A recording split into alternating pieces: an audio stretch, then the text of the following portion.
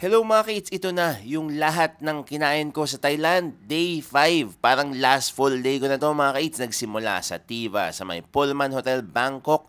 Nako, hotel buffet ito mga kids, breakfast buffet. Ang sarap nung kanilang noodles, panalong panalo yung sabaw. Ang sarap nung broth at yung toppings, winner din. Tapos yan yung breakfast plate ko at kumain ako ng curry. Green curry nila. Medyo adjusted na sa foreigner yung lasa. Manamis-namis na siya. Tapos masarap kasi ang pait ng veggies. Winner yan. Pagkatapos mag-breakfast, naglakad-lakad ako at nakakita ko ng KFC. At dahil marami nagsasuggest na kumain ako ng egg tart nila na 29 baht lang per piece, kumain ako ng egg tart nila. Panalong panalo. Ang flaky nung crust, sobrang buttery, tapos ang sarap din nung custard nila. Sobrang rich at creamy. At after nun, naghanap ako ng magpapagkapihan. Napunta ako dito sa Kudos Coffee. Parang street side lang siya, pero ang aesthetic, ang ganda. Wala lang ang dine-in, pero masarap yung kape. Kinuha ko yung signature blend nila. Grabe, yun, nagising talaga ako hanggang parang bukas ata. Sobrang sarap. 80 baht lang yan. Sinubstitute ko kasi to soy milk.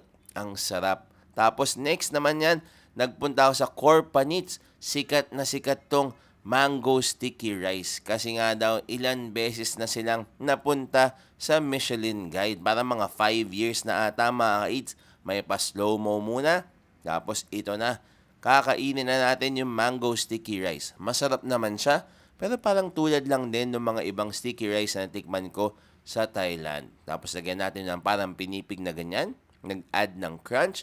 Tapos masarap talaga at matamis yung kanilang mangga.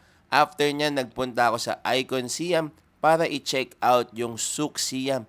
Isang malaking parang food bazaar, food court na talagang lahat ata ng pagkain sa Thailand ay na-represent at pati na rin mga international food.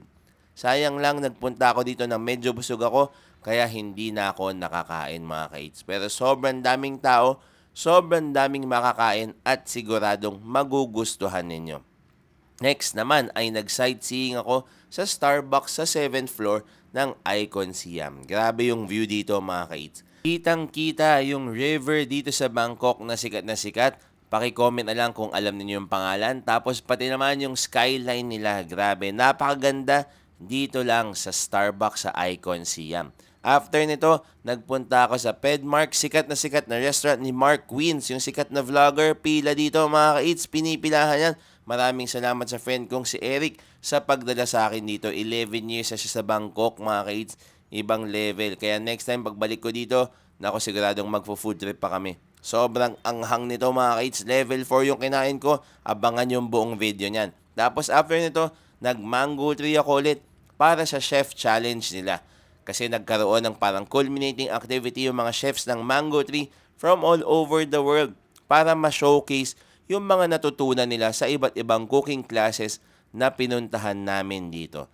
Nakakatuwa kasi ibang klase, parang fine dining experience talaga. Simula sa drinks, may appetizers, mains at syempre dessert. Sobrang legit ng mga niluto nila Chef EJ. Nakakatuwa kasi nag-team up sila yung mga mango tree chefs from iba't ibang countries.